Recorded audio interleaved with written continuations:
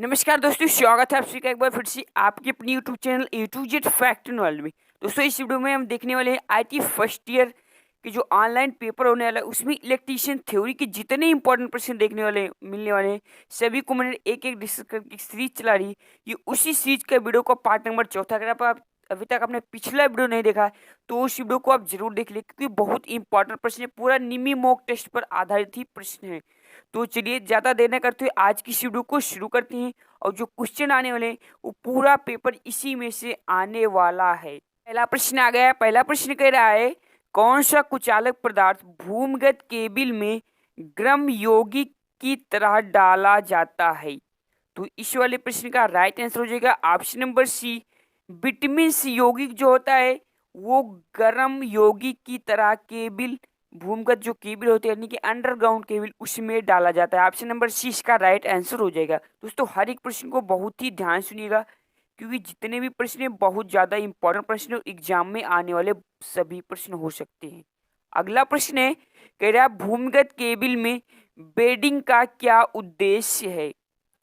तो बेडिंग का जो मुख्य उद्देश्य होता है दोस्तों, वो धात्विक कवच को सुरक्षा संरक्षण से बचाना होता है। ऑप्शन नंबर डी इसका राइट आंसर हो जाएगा, धात्विक कवच को संरक्षण से बचाना। अगला प्रश्न है, अगला प्रश्न कह रहा है हमारा, नेक्स्ट प्रश्न कह रहा है भूमिगत केबिल के किस प्रकार के दोष को ज्ञात किया जा सकता है? तो भूमिगत की केबिल जो होती है उसके लूप टेस्ट को ज्ञात किया जा सकता है। ऑप्शन नंबर ए इसका राइट आंसर हो जाएगा। बढ़ते हैं अगले प्रश्न की ओर। और अगला प्रश्न देखते हैं। अगला प्रश्न कह रहा है, यदि एक चालक में 7/1.40 से इंगित किया जाता है तो 1.40 क्या दर्शाता है?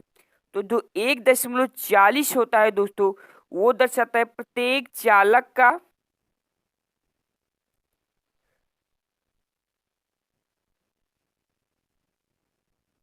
तो ऑप्शन नंबर डी इस वाले प्रश्न का राइट आंसर हो जाएगा, प्रत्येक चालक का व्यास को दर्शाता है। बढ़ते अगले प्रश्न की ओर। और अगला प्रश्न देखते हैं। 34वां प्रश्न कह रहा है यहाँ पर, एल्यूमिनियम चालक की चालकता का क्या मान है? ये काफी इंपॉर्टेंट प्रश्न है, वेरी वेरी इंपॉर्टेंट प्रश्न है वाला। जिन बच्चों ने इस वाले प्रश्न का right answer option number C चुना है बिल्कुल सही है। नेक्स्ट प्रश्न है हमारा 35वां प्रश्न कह रहा है, केबिल की अतिरिक्त धारा सुरक्षा के लिए धारा रेटिंग कारक क्या है? तो इस वाले प्रश्न का राइट आंसर हो जाएगा ऑप्शन नंबर सी 0.81, इसका राइट आंसर हो जाएगा। अगला प्रश्न है 36वां प्रश्न कह रहा है हमारा, भूमिगत केबिल में उदासीन चालक का आकार फेज चालक की तुलना में क्या होता है? तो ये रही आपके सामने चार ऑप्शन। तो राइट आंसर हो जाएगा इस वाले प्रश्न का ऑप्शन नंबर बी, फेज चालक से आधा होता है। बढ़ते हैं अगले प्रश्न की ओर। और अगला प्रश्न देखते हैं। अगला प्रश्न कह रहा है, इस औजार का नाम क्या है? यानी जो ये आपका औजार दिखाई दे रहा है इसका नाम क्या है? तो ये रही आपके सामने चार ऑप्शन।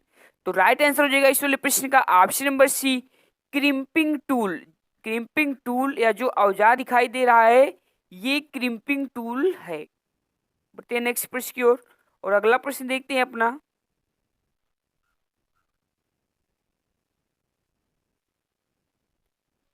अगला प्रश्न कह रहा है हमारा, कह रहा है माइक्रोमीटर का पाठ्यांक क्या है?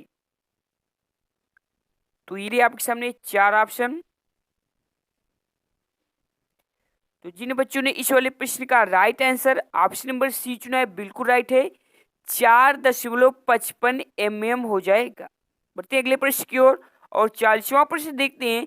कह रहा वाहनों की बॉडी की सुरक्षा हेतु सोल्डरिंग की कौन सी विधि प्रयोग की जाती है? तो सोल्डरिंग की जो है ज्वाला के साथ सोल्डरिंग विधि प्रयोग की जाती है। Option number B right answer हो जाएगा, ज्वाला के साथ सोल्डरिंग विधि। नेक्स्ट प्रश्न की ओर। अगला प्रश्न देखते हैं। अगला प्रश्न कह रहा है, गुथे हुए चालक का ठोस चालक की तुलना में क्या लाभ है? तो इस चालक का जो मेन लाभ होता है वो ऑप्शन नंबर बी अधिक लचीला होता है, यही इसका मेन। बताइए नेक्स्ट प्रश्न की ओर, और अगला प्रश्न देखते हैं। अगला प्रश्न कह रहा है 16 एम्पियर केबल की धारा क्षमता क्या है यदि यह अधिक अतिरिक्त धारा सुरक्षा द्वारा संरक्षित है। तो इस वाले प्रश्न का राइट आंसर हो जाएगा ऑप्शन नंबर बी 13 एम्पियर हो जाएगी। Option number B right answer हो जाएगा 13 एम्पियर। बढ़ते हैं अगले प्रश्न की ओर, और अगला प्रश्न देखते हैं अपना। अगला प्रश्न कह रहा है 43वां प्रश्न, विद्युत की मात्रा के लिए इकाई क्या है। बिल्कुल इजी सा प्रश्न है, काफी इंपॉर्टेंट प्रश्न है। ये प्रश्न एग्जाम में आने के 100% इसकी चांसेस है। तो राइट आंसर हो जाएगा ऑप्शन नंबर बी कूलाम हो जाएगी। नेक्स्ट प्रश्न है हमारा, कह रहा है सोल्डरिंग विधि का क्या नाम है। ये जो सोल्डरिंग विधि दिखाई गई है इसका क्या नाम है। अच्छे से चित्र को देख लीजिएगा, और ये रही आपके सामने 4 ऑप्शन।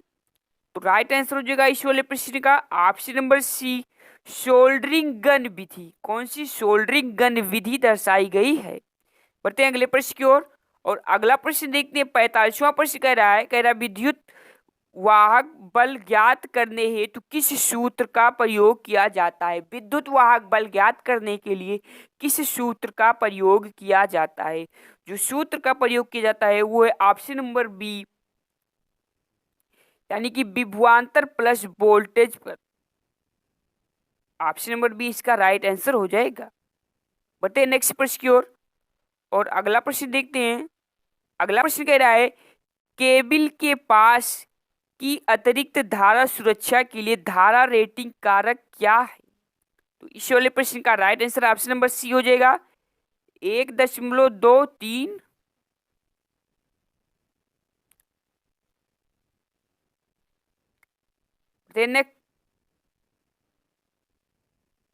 हमारा अगला प्रश्न है 47वां प्रश्न कह रहा है ठोस चालक की गुथे हुए चालक की तुलना में क्या हानि है। वहां पर लाभ पूछा था और यहाँ पर पूछ रहा है हानि। थोड़ा ध्यान सुनिएगा, प्रश्न को एक बार फिर से सुन लीजिएगा। कह रहा है ठोस चालक की गुथे हुए चालक की तुलना में क्या हानि है पूछ रहा है। तो जिन बच्चों ने इस वाला प्रश्न का right answer option number B चुना है कम लचीलापन, तो इसका बिल्कुल राइट हो जाएगा आंसर हो जाएगा कम लचीलापन होता है। बढ़ते अगले प्रश्न की ओर। अगला प्रश्न कह रहा है सोल्डरिंग विधि का क्या नाम है। ये जो सोल्डरिंग विधि दिखाई गई है इसका क्या नाम है। तो ये रहे आपके सामने 4 ऑप्शन। तो जिन बच्चों ने इस वाले प्रश्न का right answer option number D चुना है बिल्कुल राइट है, तापमान नियंत्रित सोल्डरिंग विधि दर्शाई गई है। बढ़ते हैं नेक्स्ट प्रश्न की ओर, और अगला प्रश्न देखते हैं।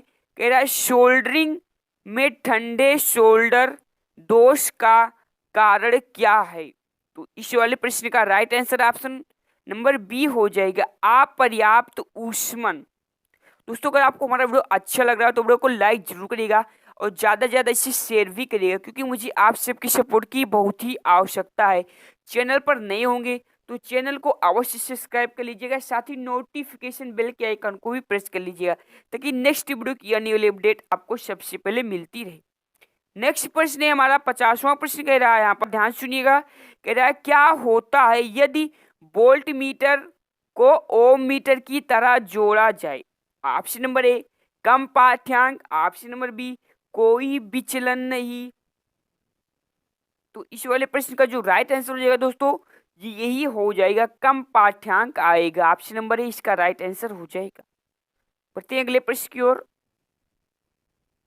अगला प्रश्न देखते हैं हमारा। अगला प्रश्न कह रहा है 51वां प्रश्न कह रहा है अधिक अतिरिक्त धारा सुरक्षा हेतु क्या उदाहरण है, यानी कि अधिक अतिरिक्त धारा सुरक्षा के लिए हमें क्या प्रयोग करना चाहिए। इसका कहने का मतलब यही है। तो इसके लिए हमें ऑप्शन नंबर डी पुनः तार बांधने योग्य फ्यूज इकाई का प्रयोग करना चाहिए। बढ़ते अगले प्रश्न की ओर। अगला प्रश्न देखते हैं। कह रहा है अगला प्रश्न विस्तार लाइनों के लिए कौन सा कंडक्टर उपयोग होता है। तो विस्तार लाइनों के जो कंडक्टर प्रयोग किया जाता है वो बेयर कंडक्टर्स प्रयोग किए जाते हैं। Option number C right answer हो जाएगा। तो दोस्तों ये थे निमी मॉक टेस्ट पर आधारित वीडियो का पार्ट नंबर चौथा। अगर अभी तक आपने पिछला वीडियो नहीं देखा तो मैं डिस्क्रिप्शन में अभी लिंक दे रहा हूँ, वहां जाकर आप सारी वीडियो को देख सकते हैं। मिलते हैं फिर ऐसी नेक्स्ट वीडियो के साथ, तब तक के लिए इजाजत। जय हिंद जय भारत।